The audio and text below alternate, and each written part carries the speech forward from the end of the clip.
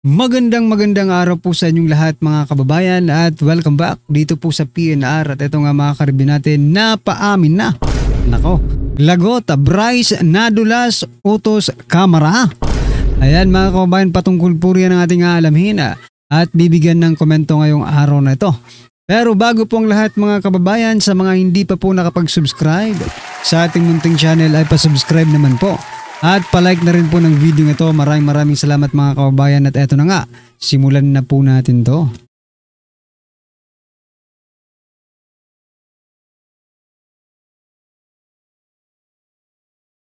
Ayan mga kababayan, bago po natin simulang i-play ang video ito, pasadahan po muna natin ang mga nagte-trending na mga balita dito po sa mundo ng social media at unahin na po natin to.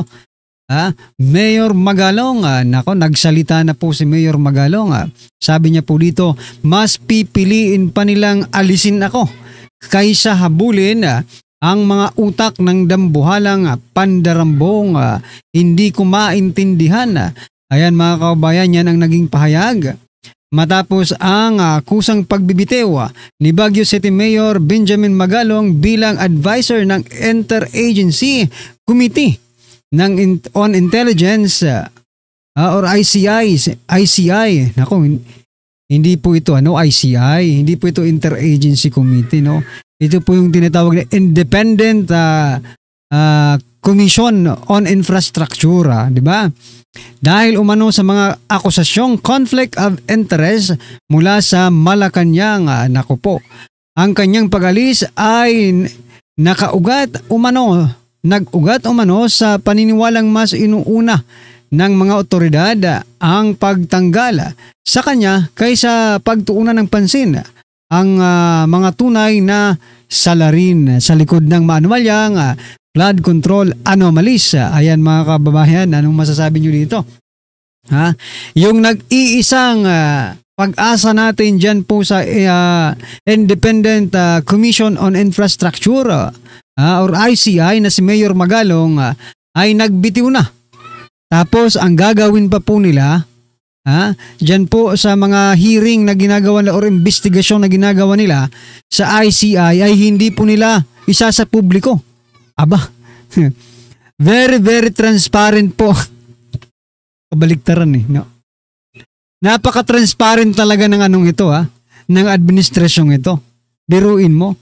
Yung investigasyon nila, hindi nila pwedeng isa publiko. Ibig sabihin mga kaubayan, no? Gaya nga na pong inuulit-ulit ko sa mga vlogs natin, no? Baka masyak na lang tayo isang araw,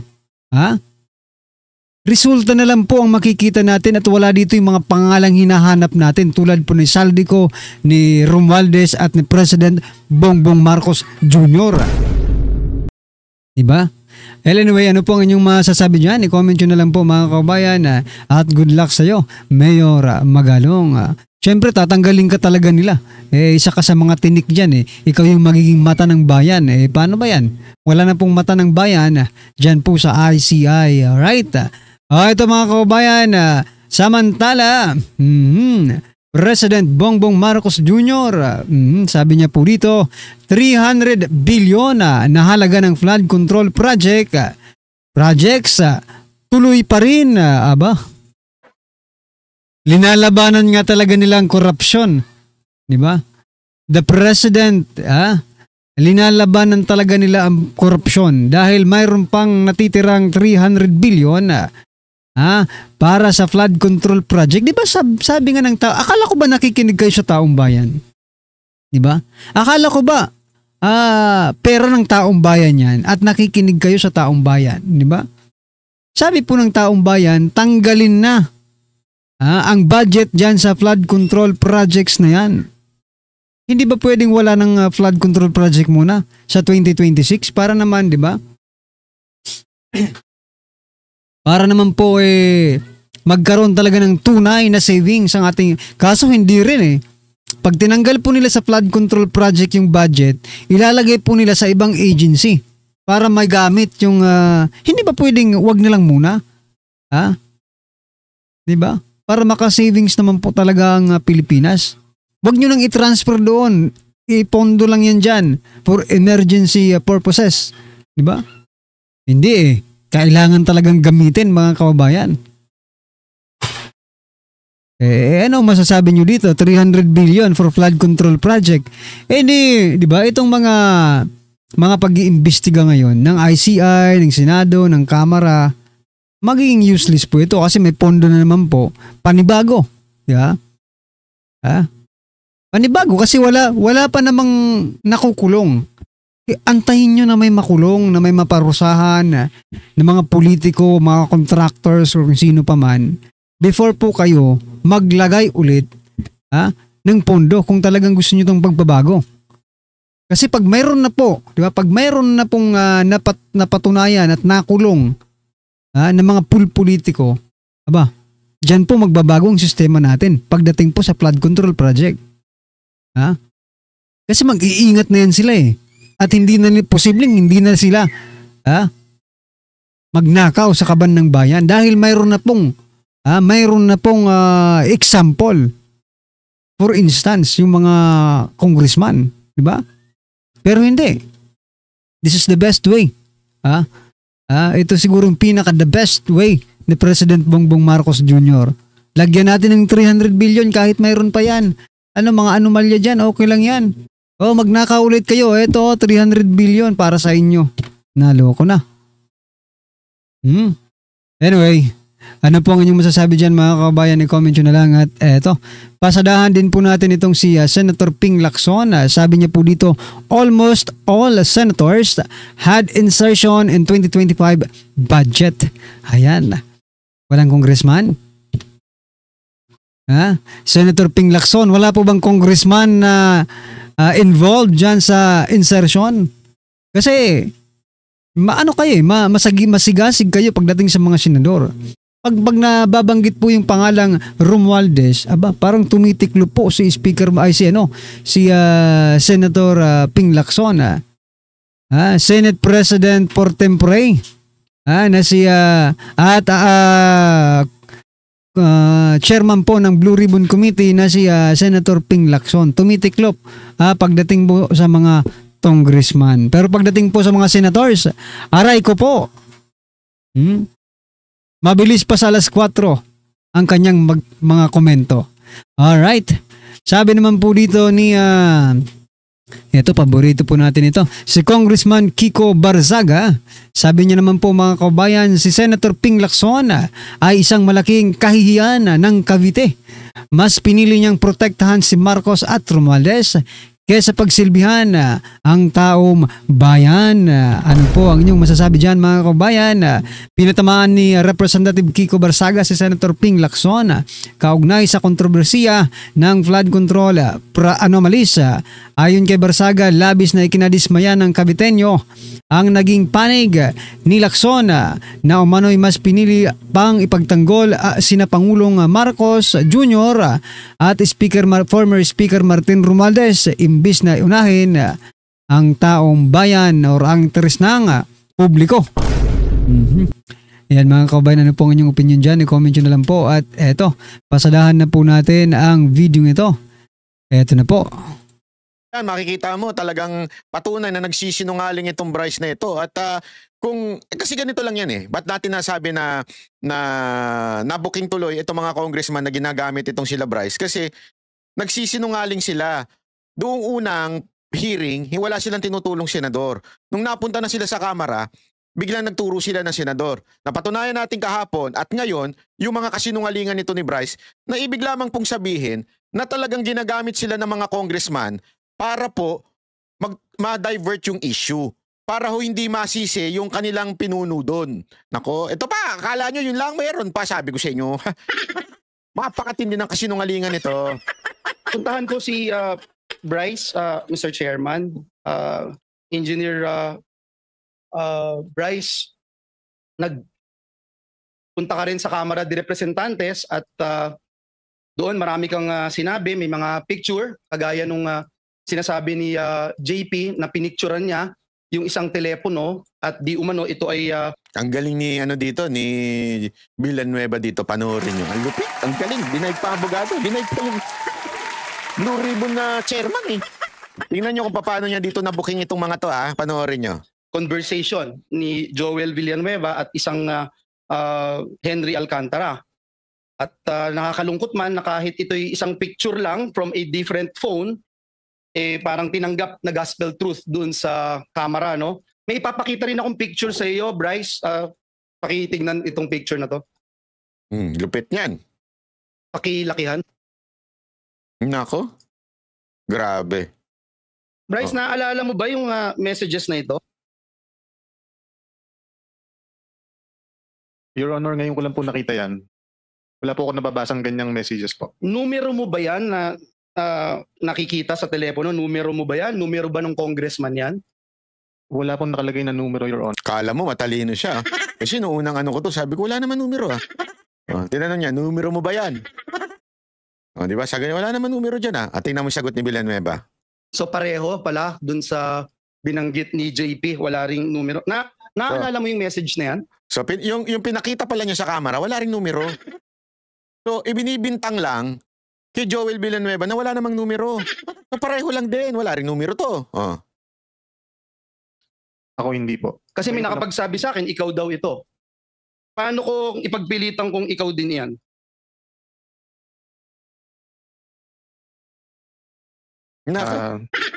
Inyo na po yan, Your Honor. Pero hindi ikaw yan. Hindi po. Babasahin ko lang, Mr. Chairman, nakalagay dito, Congressman, Bryce, idiin mo si Sen Joel dito. Bryce sumagot, basta kayo na bahala sa akin, batchmate. Huwag nyo lang akong ibalik. Batchmate? Simpleng banat ka rin. Batchmate? Di ba si Terredon ay may picture po sila ni Bryce? Di ba? Doon sa ano? Yung kinasuhan pa nga di ba? Inireklamo pa nga ni Redon yung paglalabas ng kanilang sexy di umanong elementary photo ba yon? Di ba? Pictures ni Bryce?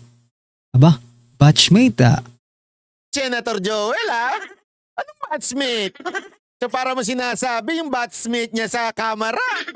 Yung isang chairman doon. Ikaw, Senator Joel, Sino ba yung batchmate doon? Yung nilabas ni Jinggoy? Na congressman? Nakabatch ito? Yung ba tinutukoy mo dyan? Simpleng banat, Mr. Chairman, if we rely on pictures, anyone can claim anything. And let me show how easy it is to fake this one, Mr. Chairman. Tingnan nga natin. Nako, alam mo, mali ang ginawa mo, Senator Villanueva. Dahil yan, binigyan mo ng palusot yung mga nangangaliwa, yung mga nangangalunya na may mga bet ka.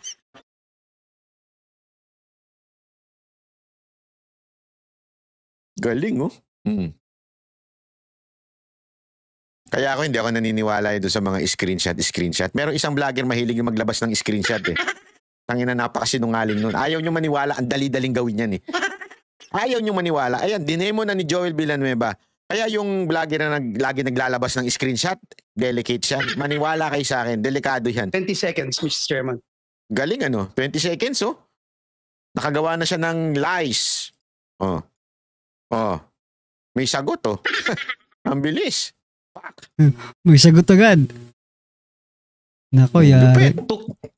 Took me 20 seconds, Mr. Chairman, to do that.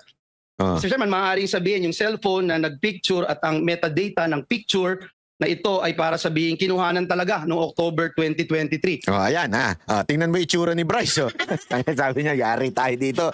Patay! Bukit! Di ba? Kita niyo, di ba? Ang bilis, ang galing maayos.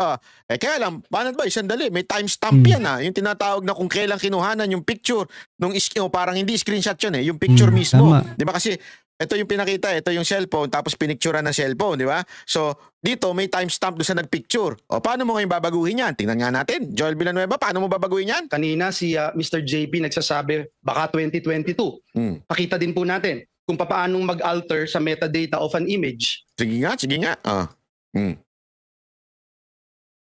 Binago, Lupit. Nababago pala yon, yari tayo dyan. Nako po, patay tayo dyan. Nako, binuking mo naman yung mga yung mga may mga bet ka. Ganun po kadali, Mr. Chairman. Mr. Chairman, bukod po sa napakadaling magdoktor ng picture, inamin niya po mismo doon sa camera na And if we can show the minutes and the transcript of the hearing, inamin po ni Engineer Bryce na wala siyang personal knowledge sa mga mensaheng ito.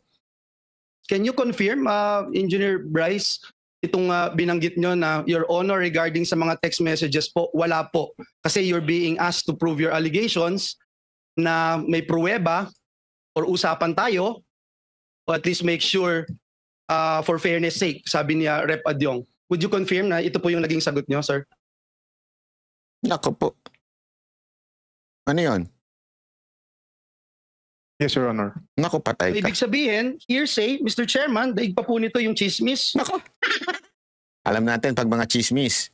Nakakalungkot dahil yung chismis trying to destroy me, my name, our family, our loved ones.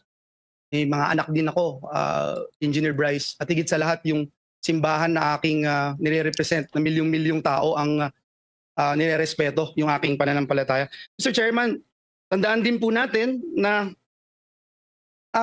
Bryce and JP, nakita nyo kanina yung pinakita kong video. Hindi ba ganun kadali gumawa? Yes or no lang? Hindi po namin alam na pwede palang gawin yun. Nako. Ay, hindi nyo alam. Naglokohan na. Tingnan Yeah. mo, alam mo, ang galing ni Joel dito, napa-standing, hindi ko lang magawa mag-standing ovation ngayon kasi wala po akong saplot sa babae. Kaya na, baka hindi standing ovation ang lumabas dito. Hindi, gusto ko mag-standing ovation sa ginawa niyan to eh. Tingnan nyo ha. Tao ang nire-respeto yung aking Tingnan nyo. Mr. Chairman, tandaan din po natin na Bryce and JP, nakita nyo kanina yung pinakita kong video. Hindi ba ganun kadali gumawa? Yes or no lang? Hindi po namin alam na pwede palang gawin yun, Your Honor. Nox. Hindi nyo alam. Hindi nyo alam. Ibig sabihin, hindi nyo ginagawa itong pamimeke. Hindi daw. Hindi po, Your Honor. Okay, hindi nyo ginagawa. Mr. Chair, Ito. So parang hinuli niya dito. Hindi nyo pala ginagawa ang pamimeke ah. So hindi kayo nagpeke nito. Hindi nyo pala ginagawa. So hindi kayo marunong. Sabi nito, hindi daw. Sige. man, doon po sa mga isiniwalat niya, Mr. Chairman, dito sa Senado, ang dami pong kasinungalingan at pamimeke. No? Pakita lang natin yung history ng pamimeke ng public documents nitong dalawang ito, Mr. Chairman. Nameke din po sila ng driver's license para lamang makapaglaro sa casino kahit alam nating lahat na krimen ito. Ngayon pa po ba sila matatakot, Mr. Chairman, kung ikalulusot po nila ito? So, ito po ba, hindi nyo rin po aaminin na kayong behind dito sa pamimeke ng lisensya na ito? Patay. Yan, yung lisensya mo ngayon lumabas. Palakpakan. Tayo na ako? Wag na. Your Honor, wala po akong nahawakan ganyang klase ng ID. Huli ka dyan, Brad. Huli ka. Ganun din po ako, sir. Kasi katulad nga po nung sinagot ko na LTO, may sinampahan na po kami. Sinagot na po namin yan sa LTO, sir. Naku po. Sige po, taong bayan na po ang huhusga kung may kakayahan kayo o wala. Miyembro kayo nitong BGC Boys na pinangalanan ni Senator Lacson na nagpatalo ng 950 million yung lisensya. Ito, may lisensya po. Yung LTO po, it's already in the LTO. So yung dalawa, sinasabi nyo, hindi nyo alam na nagkalisensya kayo? Ako po hindi po, Your Honor. Picture mo yun Oo nga po, nagul din po ako at meron ganyan So lumalabas sa sinong ID. nagpagawa ng lisensya mo, driver's license? Dahil fake, ayaw mong aminin. Hindi po. Yan ba yung legislative immunity na hiningi ninyo? Your Honor, hindi po talaga ako nagpagawa ng ganyang ID. O sino Hindi po nagpagawa? Paano nagkaroon ng lisensya sa pangalan mo na fake? Dahil ang LTO sumulat na sa amin. Opo. Sinasabi na fake yung lisensya ninyo. So sinong kumuha para sa'yo nang hindi mo alam? Hindi ko po talaga alam, Your Honor. Basta ang alam ko lang po, meron po akong sariling valid na lisensya ko po. Bahala ka sa buhay mo, ha? If with the indulgence of Senator Villanueva. Yes, Senator Bang. Anong ginagamit mo sa casino? Yan. Anong ID ginagamit mo sa casino? Wala po akong gamit na ID sa casino. Naku, po, patay ka membership dyan. number po. Membership number lang. Naku, yari ka. Huli kita. Huli ka. Yung sinasabi po kasi na pag meron na ng membership number na sasabihin mo po doon, makakapaglaro na po. Hindi ganun yun. Inaabot mo yung ID mo o yung card mo. Alam ko yan. Sabi ko sa inyo, dati ako nagkakasino. Dati po, yung bata pa ako. Hindi, bata pa rin naman ako ngayon. Mas tumanda lang. Pero inaabot mo yung ID mo para mailag nila pagka... Kasi ewan ko kung para saan yun, pero parang points yun eh. Lalo na kung napakalaki ng pustahan. talagang sasabihin mo, hindi lang yung number. ID mo talaga ang iaabot mo. Kaya kalokohan to sinasabi niya. Huling-huli ko halatang halata Lahat ng mga nagkakasino alam niyo yan. Hindi number ang ibinibigay, ID talaga. 'Di ba? Kung hindi mo nga dala yung membership card mo, kahit yung ID mo na lang para yung pangalan mo. Tarantado tayo mga... Hindi, sabi ko naman sa inyo, hindi ko naman to pinagkaila noon Nung kabataan ko, nagkakasino po ako noon. Hindi naman big time. Mga 1 billion per day lang. Hindi. Walang ganon.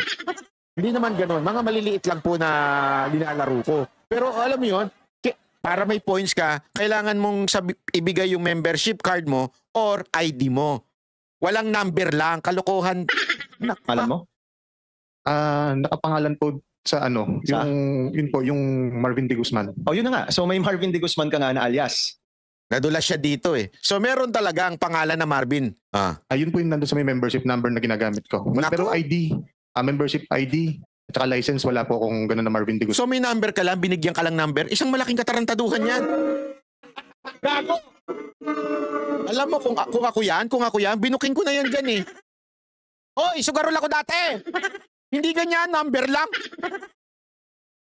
So yun mga kabayan, ano po ang inyong opinion, reaction patungkol po sa video ito? I-comment nyo na lang po sa baba. Maraming salamat po.